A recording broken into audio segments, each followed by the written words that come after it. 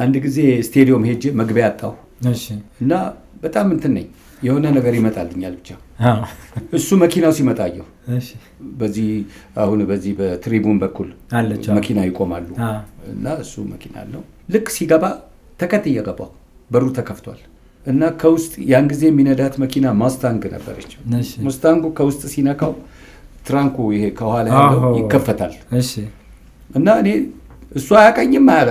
ምንም ሻልታው ብድግ አድርጌ ያዝኩት